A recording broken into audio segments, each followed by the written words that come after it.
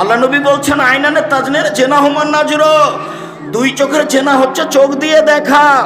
অলাইনানে জেনা হুমাল ইস্তেমাও, দুই কানের জেনা হচ্ছে কান দিয়ে শোনা।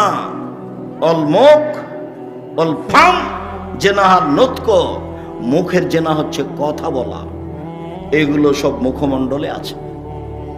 এগুলো বড় বড় জেনার মাধ্যম, কান জেনার মাধ্যম, চক্ষু জেনার মাধ্যম, মুখ জেনার মাধ্যম।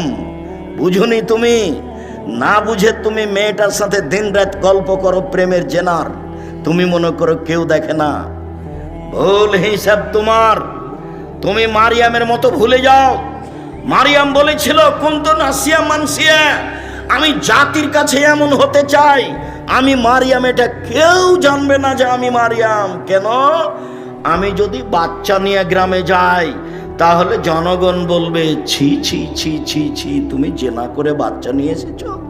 তুমি বাইতুল মুকাদ্দাসে মসজিদে থাকো, মসজিদ ঝাড়ু দাও, তুমি এমন কাজ করো, আমি কি দিয়ে বুঝাবো গ্রামবাসীকে?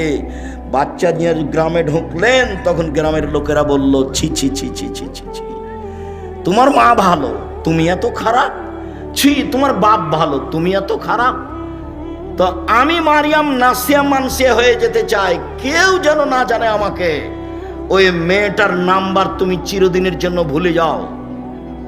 মেয়েটা যে কে এটা তুমি ভবিষ্যতেও মনে রাখবা না, কোনো দিন মনে রাখবা না।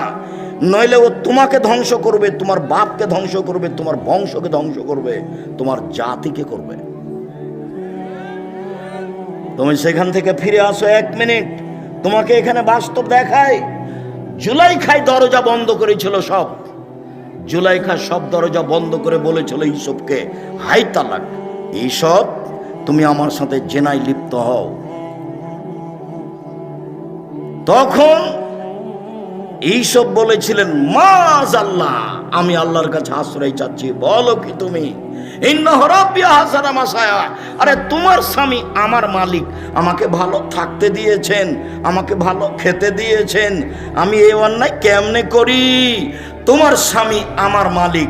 জুলাইখা, তোমার স্বামী আমার মালিক, আমাকে ভালো থাকতে দিয়েছেন, ভালো খেতে দিয়েছেন, আমি ওই অন্যায় কেমনে করতে পারি? মাযাল্লাহ, আমি আল্লাহর কাছে আশ্রয় চাচ্ছি। এই বলে তিনি দিলেন দৌড়। তখন দরজা খুলে বের হয়েছেন, এটা বোঝা যায় না। তিনি যখন শেষ দরজায় বের হয়েছেন, পিছনে আছে জুলাইখা, সামনে পড়ে গেল জুলাইখার স্বামী, এক জায়গায় 3 জন। জুলাইখার স্বামী, জুলাইখা, ইউসুফ আলাইহিস সালাম। সামনে পড়তেই জুলাইখা বলল, এই দেখেন, কথা উল্টে দিচ্ছে। জুলাইখা বলল, এই দেখেন, আপনি যাকে বাড়িতে রেখেছেন সে আপনার স্ত্রীর সাথে জেনা করতে চায়। এত খারাপ মানুষ আপনি বাড়িতে রাখেন, এর কি শাস্তি হতে পারে?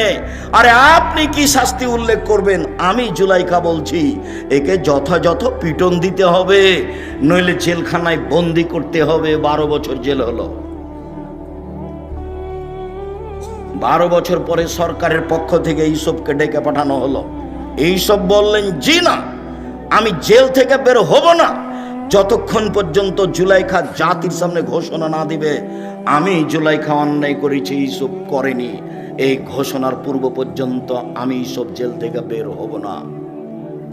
আমাদের নবী মুহাম্মদ সাল্লাল্লাহু আলাইহি সাল্লাম বললেন, আমার চেয়ে ইউসুফের অনেক ধৈর্য বেশি, আমার চেয়ে ইউসুফের অনেক ধৈর্য বেশি। আরে আমি মুহাম্মদ সাল্লাল্লাহু আলাইহি সাল্লাম যদি 12 বছর জেলে থাকতাম আর সরকারিভাবে যদি আমাকে ডেকে পাঠানো হতো, তাহলে আমি তাড়াহুড়া করে বের হতাম, চলো চলো চলো চলো। আমাদের নবী মুহাম্মদ সাল্লাল্লাহু আলাইহি সাল্লাম বলছেন যে আমার চেয়ে ধৈর্যশীল কে? ইউসুফ আলাইহিস সালাম। ইউসুফ আলাইহিস সালাম বলছেন, জি না, হবে না, আগে জুলাইখাকে জাতির সামনে ঘোষণা দিতে হবে। জুলাইখা ঠিকই 12 বছর পরে জাতির সামনে ঘোষণা দিল, আমি অন্যায় করেছি, ইউসুফ অন্যায় করেনি। এই যে দেখছেন না, নারী হলো 3 জানের বড়ি, নারী হলো 3 জানের বড়ি। গোপন কথা বলা হবে না, সাথে সাথে তার ফাঁদে পড়া হবে না, তার ফাঁদে পড়লে সব কিছু হারিয়ে যাবে। শুনুন, রাসূল সাল্লাল্লাহু আলাইহি সাল্লাম বলেন, 3টা পাপের কারণে আমার উম্মতের উপরে গজব নেমে আসবে। 1, যখন তারা নেশাদার দ্রব্য পান করবে। 2, মেয়েরা যখন নাচবে। তিন, যখন বাদ্যযন্ত্র প্রকাশ পাবে, সব দোকানে বাজনা বাজে, সব মোবাইলে বাজনা বাজে, তোমার মোবাইলে যেন আর কখনো কোনো মেয়ে না নাচে, চিরদিনের জন্য তুমি বন্ধ করো। চক্ষু ঠান্ডা করে জান্নাতের মেয়ে ভোগ করার হিসাব করো না। জান্নাতের মেয়ে ভোগ করা অত সহজ নয়, ওরা অত সাধারণভাবে নেই। আল্লাহ তাআলা বলছেন, ওরাকে আমি এমন ভাবে রেখেছি, জিন কোনোদিন তাদের স্পর্শ করেনি, মানুষ তাদের স্পর্শ করেনি। ওরাকে